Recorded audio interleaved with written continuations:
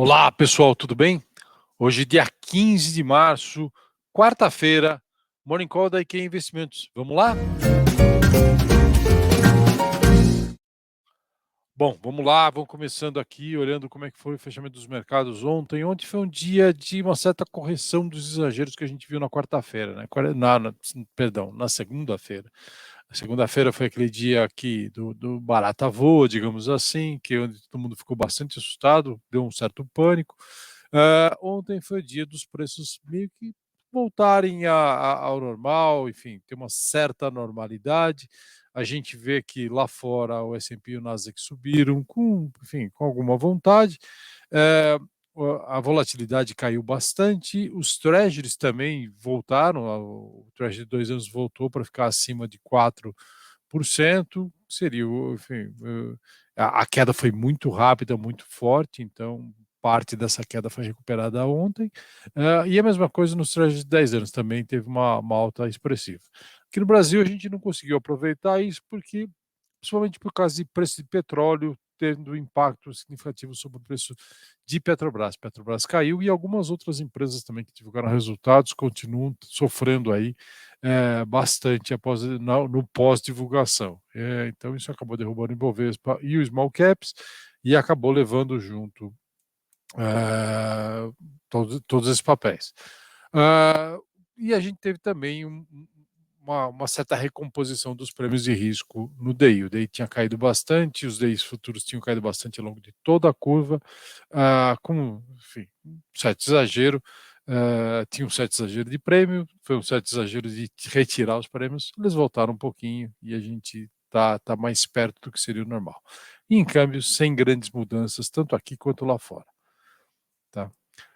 Aqui o que a gente estava falando, o preço do petróleo teve uma reação bastante forte ontem, nenhuma notícia especial, mas ainda está aquela briga que já vem acontecendo há algum tempo entre a perspectiva de maior demanda com a recuperação, com a reabertura da China, a reabertura e a recuperação do crescimento chinês e, ao mesmo tempo, o esfriamento da demanda vindo por conta da alta de juros em Estados Unidos e Europa.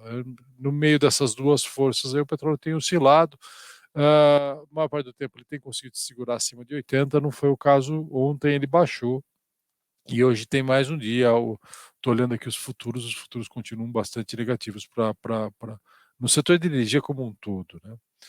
Uh, Aqui os dados que saíram da economia chinesa ontem, dados de investimento, saiu crescimento em relação a janeiro, 5,5%, acima da expectativa. A expectativa era que fosse uma leve queda, não foi o caso.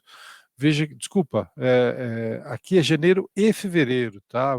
Como tem o Ano Novo Chinês e o feriado complica tudo, eles estão comparando bimestre contra bimestre. Esse aqui é a comparação anual contra o janeiro e fevereiro do ano passado. Então continuou tendo uma expansão, foi uma expansão acima do esperado. Na produção industrial, mesma comparação também, acabou ficando um pouco abaixo do esperado. Cresceu razoavelmente em relação a janeiro, mas levemente abaixo do esperado. Esses dados da China têm vindo assim, não dá para tirar nenhuma grande conclusão, uma conclusão definitiva de nenhum deles. Tem sido assim já há algum tempo.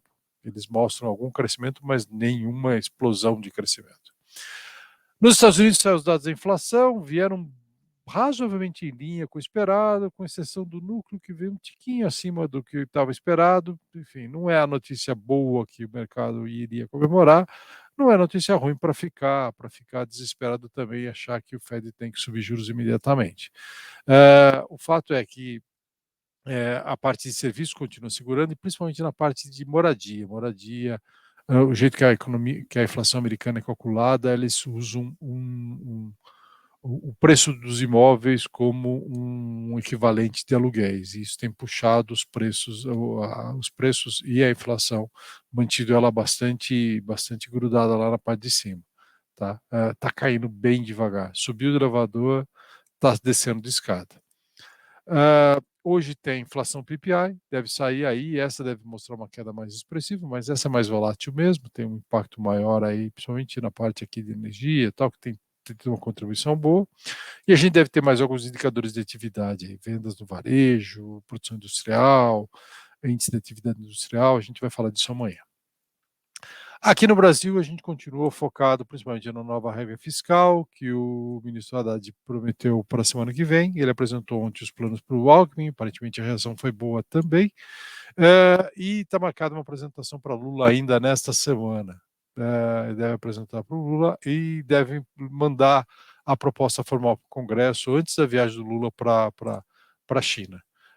Que é na semana que vem. Na verdade, a promessa é apresentar isso antes da próxima reunião do Copom. Seria excelente.